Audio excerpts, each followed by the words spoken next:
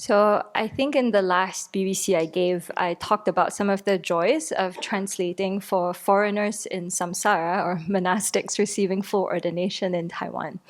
And I thought today to talk about some of the challenges that came up and how I didn't really deal with them in that moment.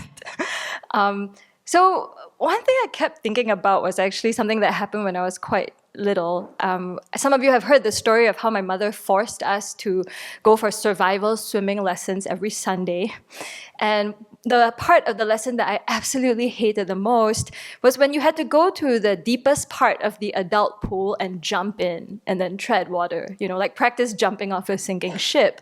And being 9 years old and you can't reach, your feet don't touch the bottom, I was just terrified. And I would stand by the side of the pool and just go, I can't do this. I can't do this. I can't do this. And the first few times the teacher let me off, he said, okay, you can go in and you can push off the side of the wall and then tread water. And I was very relieved by this. But at a certain point, there was just one lesson where he said, we are not going home until you jump in. And I just stood there like, you must be kidding. And the other people in the class were all younger and they were all in the pool, having jumped in and treading water like, oh, come on. So finally, yes, I did. I mean, of course, I stood there for a long time. I can't do this. I can't do this. I jump in and it was horrible, horrible, horrible. My goggles come off, water goes in your ears and your nose, but you can tread water and there you are. And then henceforth, every week it was the same, right? Where I would stand there and do this performance of, I can't do this, I can't do this, I can't do this. Everyone's like, come on. And then finally jump in. So I was thinking about this because somehow that was my mantra throughout actually the ordination program. Because in addition to translating 5 or 6 hours a day, I was also attempting to serve as Venerable's assistant, which is its own big job that I wasn't doing very well. And then at some point, various people decide to donate 4 Dharma instruments to us. So I'm coordinating the purchase of these 4 instruments, trying to coordinate their shipping. And then of course the temple's like, can you translate this video and that video? And we need it up by next week. So somewhere along the way, every day I'm like, I can do this. I can do this. I can do this. But you can, and you are. So I mean, at a certain point, I realized I was saying something a bit more than I can't do this, which was like, I can't do this at the level I would like to be doing things at. Which is more nonsense from the high achiever neurotics club, right? Where you have these like hidden expectations where like everything you do should be at this level and you're not accomplishing it. And why didn't they just send someone else? Or why aren't there just more resources? Or why isn't someone else helping? I can do this, I can do this, I can do this. So yeah, I think during the program I had enough wherewithal just for the awareness part. I did not particularly apply any antidotes. I don't know, I feel like I grit my teeth through it and was not very pleasant to be around. So Venerable Children had to be my roommate. So there. But upon returning and having some time to, come back to my regular practice and have some time to read the Lam Rim, I came across this quote from this text called the Lam Rim Year, which puts together like motivations from Lama Zopa Rinpoche for every day of the year. So I kind of dip into it from time to time for inspiration. So I came across this passage that said, there is no reason to worry.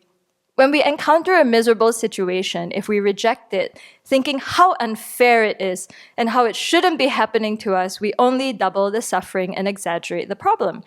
How much we suffer depends on the way we think. If we can accept this, it's not such a shock when something unpleasant happens. We expect there will be suffering, and so we can handle whatever happens much better. It's like jumping into water. If we think it will be warm when it's cold, we get a shock. But if we know it's going to be cold, there's no surprise. We know we are living in samsara, and we know that we are bound to experience suffering because that's its nature. Like, duh, right? So it was just so helpful to read this and be like, yeah, what were you expecting? Whatever this mysterious level you must be performing at, or, it's samsara. There are never going to be enough resources. Period. Whatever you hallucinate to be the perfect situation, or if only all these conditions were in place. And it just thinking that way is what's making you so miserable. It was just a helpful reminder. So that was one piece. I also thought of times where, I had to do seemingly things that I thought that can't be done, and had all the resources. I actually, before I left my job, back then, I was working with the dream team, where we had this great boss, the great deputy director and director. Everybody on the team was super committed, ethically. We were in the same place making public policy. People were really pulling out all the stops to get policies done. And people also were taking care of each other. And we actually really got along very well and liked each other very much. And we even socialized after work.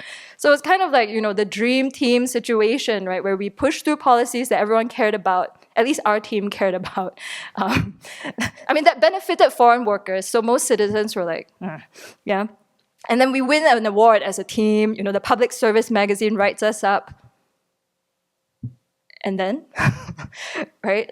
Okay, so that's that, yeah. And it's a kind of a situation for this life.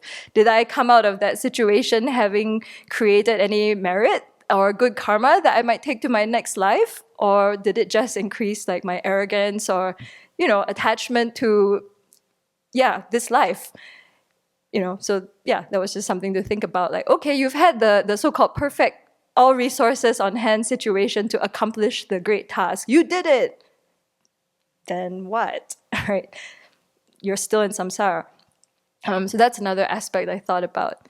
And of course, finally, I reflected too on how this is just such an old habit of having such high, unrealistic expectations that it just leads to discouragement. Because if you had told me 11 years earlier that I would be doing Chinese to English translation, I would have told you, I can't do this.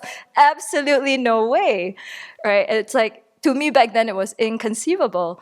But as with all things go, they're dependent arising. And so many kind teachers came forward to help, right? When, all kinds of causes and conditions came together to have the requisite skills and opportunity to practice, and eventually, the conditions ripened where I had this really marvelous opportunity.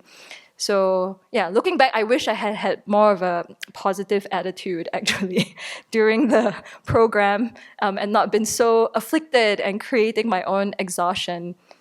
Anyhow, hindsight is always 20/20, and we can do this. We can look to improve the next time around.